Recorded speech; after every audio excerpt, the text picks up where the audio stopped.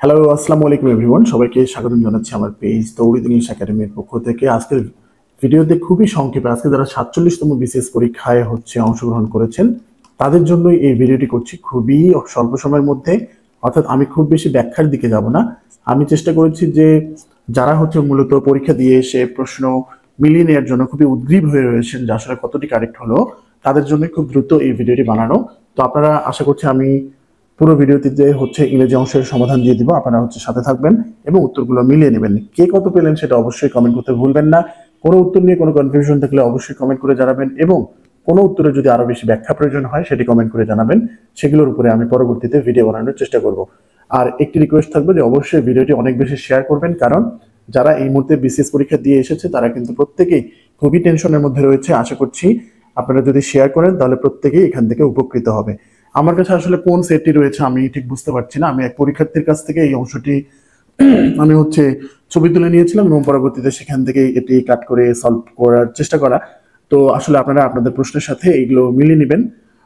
তো আমি প্রথম প্রশ্নে চলে যাচ্ছি। হু কম্পোজড দ্য এলিজাইক পোয়েম দার্সিস? তো এই দার্সিস কবিতাটি কে লিখেছিলেন? কম্পোজ মানে কিন্তু লেখা। আমি খুব সংক্ষেপে উত্তরগুলো বলবো, আপনারা মিলিয়ে নেবেন। কোনো কনফিউশন থাকলে পরবর্তীতে কমেন্ট করে জানাবেন। আচ্ছা, ম্যাথিউ আর্নল্ডের লেখা এই কবিতাটি। দার্সিস এর আগেও পরীক্ষা এসেছিল এবং এটি ম্যাথিউ আর্নল্ডের লেখা একটি কবিতা এবং এটি আর্নল্ড তার কিন্তু বন্ধু ক্লাউ এর স্মরণে লিখেছিলেন। এর পরবর্তী প্রশ্নে আমরা চলে যাচ্ছি। Who is the writer of the famous essay tradition and the individual talent? এই এসেটি কে লিখেছিলেন? এটি মূলত টি.এস. এলিয়টের লেখা একটি এসে। টি.এস.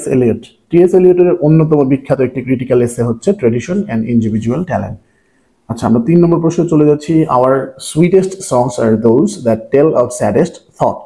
শেলিজ, আচ্ছা এটি আমাকে একটু জুম কমিয়ে নিতে হবে। এটি শেলির বলা হয়েছে শেলিস পোয়েম। শেলির কোন কবিতায় এই কথাটি রয়েছে? আমরা অনেকেই হয়তো জানি, কারণ এটি আগেও এসেছিল।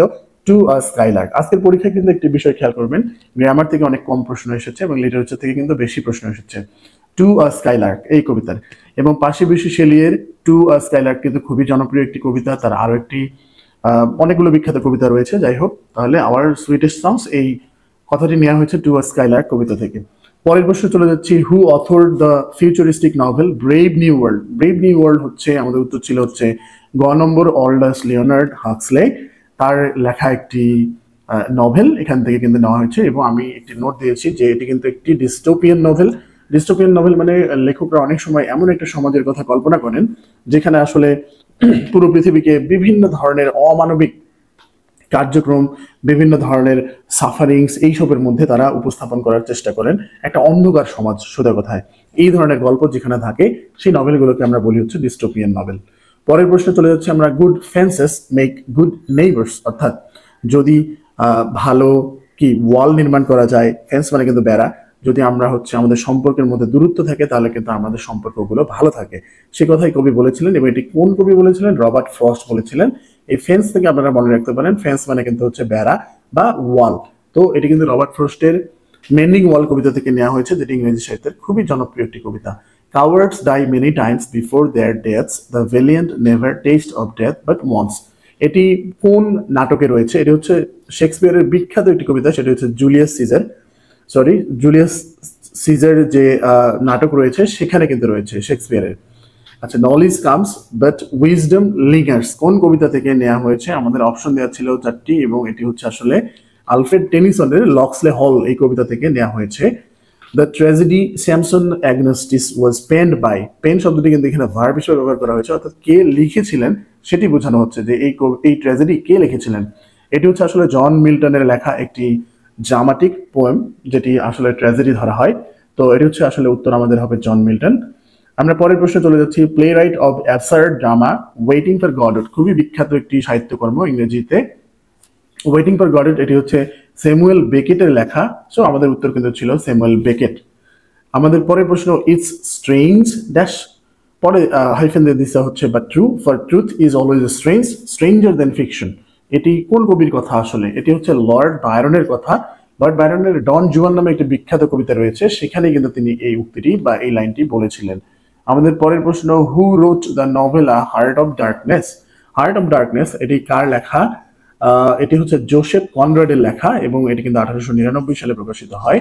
খুবই বিখ্যাত একটি লেখা এবং ইংরেজি সাহিত্যের খুবই বিখ্যাত একটি লেখনী Joseph Conrad. Who was the writer of shooting an elephant? Shooting an elephant এটার লেখক ছিলেন হচ্ছে জর্জ অরওয়েল।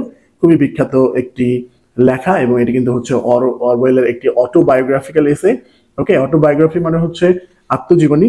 সো এটি কিন্তু অরওয়েলের একটি আত্মজীবনীমূলক লেখা। Find out the correctly spelled word. Already আমি যখন আপনারা দেখতে পাচ্ছেন যে তিনটি বানানের নিচে কিন্তু লাল কালি দেখাচ্ছে, মানে এই বানানগুলো ভুল। আসলে আমাদের খ ছিল হচ্ছে সঠিক বানান, কারণ এই ওয়ার্ডটি এসেছে হচ্ছে রেমিনিজ থেকে। রেমিনিজ মানে হচ্ছে স্মৃতিচারণ করা, এরই নাউন ফর্ম হচ্ছে এই খ নম্বর। তাহলে আমাদের উত্তর হচ্ছে রেমিনিসেন্স এটা। আমরা পরবর্তী প্রশ্ন চলে যাচ্ছি। The idiom smell a rat, এটি আগেও বিসিএসে এসেছিল। স্মেল আ র্যাট অর্থাৎ ইঁদুরের গন্ধ বা ঘ্রাণ পাওয়া।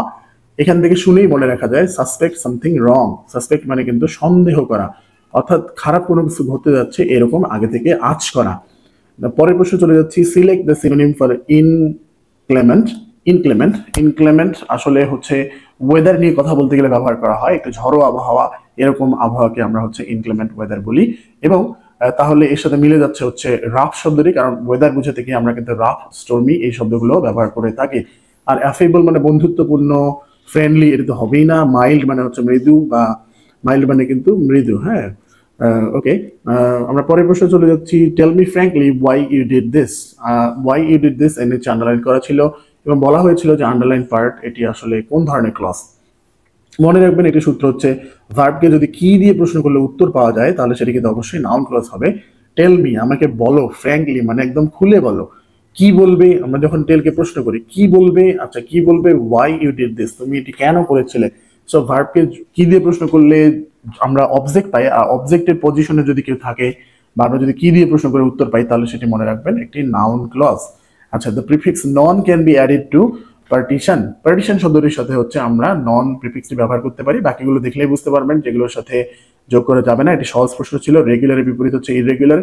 অবেই এর বিপরীত হচ্ছে ডিসঅবে। সো পার্টিশন মানে কিন্তু অন্ধভক্ত, কোনো দলের যারা হচ্ছে অন্ধভক্ত তাদেরকে পার্টিশন বলা হয়, আর যারা এরকম নয় তারা হচ্ছে non partition. Correct passive form of I heard her sing. দেখুন হিয়ার এমন একটি ভার্ব যার পরে আরেকটি ভার্ব বসলে কিন্তু বেয়ার ইনফিনিটিভ বসে, মানে টু বসে না, এই জন্য শুধু সিং বলা রয়েছে। কিন্তু নিয়ম হচ্ছে যখন আমরা প্যাসিভ করব তখন কিন্তু পরের ভার্বটির আগে আবার টু বসিয়ে দিতে হবে, মানে ফুল ইনফিনিটিভ করতে হবে। এই জন্য আমাদের উত্তর হচ্ছে খ, শি ওয়াজ হার্ড। আমরা এখন শুধু সিং লিখতে পারবো না, টু সিং বাই মি। আমরা পরের প্রশ্নে চলে যাচ্ছি। Which sentence is correct. আসলে কারেক্ট সেন্টেন্স ছিল হচ্ছে one of my sisters is nurse. কারণ মনে রাখবেন যে ওয়ান অফ এর পরের নাউনটি কিন্তু অবশ্যই প্লুরাল হতে হবে। তো প্লুরাল যেহেতু হতে হবে তাহলে খ তো হওয়া ইম্পসিবল, কারণ এখানে সিস্টার লেখা রয়েছে, এটি হবেই না। ওয়ান অফ এর পরের ভার্বটি কিন্তু সবসময় সিঙ্গুলার হবে, কারণ আমরা এখানে সব বোনকে মিন করছি না। আমার বোন অনেকগুলো থাকলেও আমি কিন্তু তাদের মধ্যে একজনকে নিয়ে কথা বলছি। সো এই সাবজেক্টটি কিন্তু হচ্ছে সিঙ্গুলার, তাহলে আমাদের কিন্তু সিঙ্গুলার ভার্ব বসাতে হবে, তার মানে গ হচ্ছে আমাদের উত্তর। আমরা আমাদের পরের প্রশ্নে চলে যাচ্ছি। She works as dash FBI analyst. আচ্ছা, FBI একটি সংস্থার নাম, এটি আমরা জানি। আচ্ছা, এফ বলতে গেলে শুরুতে কিন্তু এ সাউন্ড আসে, রাইট? এ কিন্তু একটি হচ্ছে ভাওয়েল সাউন্ড, আর ভাওয়েল সাউন্ড যদি কোনো ওয়ার্ডের আগে আসে তার আগে কিন্তু অবশ্যই এন বসাতে হয়। আচ্ছা, যেহেতু এফ বলতে গেলে এ সাউন্ড আসে তাহলে আমাদের উত্তর হচ্ছে এন। ওকে, আমরা পরের প্রশ্নে চলে যাচ্ছি। We met Medha carrying a bouquet of red roses. এটার উচ্চারণ কিন্তু হচ্ছে বুকেই। যাই হোক, এগুলো শেখানো আমার কাজ আপাতত নয়। এখানে আমাদের বসে হচ্ছে ক্যারিং শব্দটি কোন মানে কোন টার্মটি আমরা ব্যবহার করতে পারি একে মিন করার জন্য, একে রেফার করার জন্য। আসলে এখানে আমরা হচ্ছে মেধার অবস্থা বোঝাচ্ছে। উই মেট মেধা, আমরা মেধার সাথে দেখা করেছিলাম। মেধা তখন কি অবস্থায় ছিল, কারো অবস্থা প্রকাশ করলে সেটি অ্যাডজেক্টিভ বা পার্টিসিপল। ওকে, তাহলে আমাদের উত্তর হচ্ছে এটিকে আমরা পার্টিসিপল দেখাবো, যেহেতু এখানে অ্যাডজেক্টিভ উত্তরে ছিল না, তাহলে আমরা হচ্ছে পার্টিসিপল দেখাতে পারি না। 90 কারেক্ট সিম্পল পাস্ট, অর্থাৎ এখানে যে ইনফরমেশনটি দেওয়া রয়েছে 5 years have passed, 5 বছর হয়ে গেল, সিন্স হিজ ফাদার ডাইড, তার বাবা মরে যাওয়ার। আচ্ছা, আমরা সহজ করে বললেই হচ্ছে যে তার বাবা 5 বছর আগে মারা গিয়েছিল। তো আমাদের যেহেতু বলছে সিম্পল পাস্ট, তাহলে সিম্পল পাস্ট টেন্স খুঁজলে আমাদের দুইটা খ আর ঘয়ের মধ্যে পাস্ট টেন্স রয়েছে, কিন্তু আমরা কখনো সিন্স 5 years বলতে পারবো না, আমাদের উত্তর হবে 5 years ago। সেই জন্য আমাদের উত্তর ছিল হচ্ছে খ।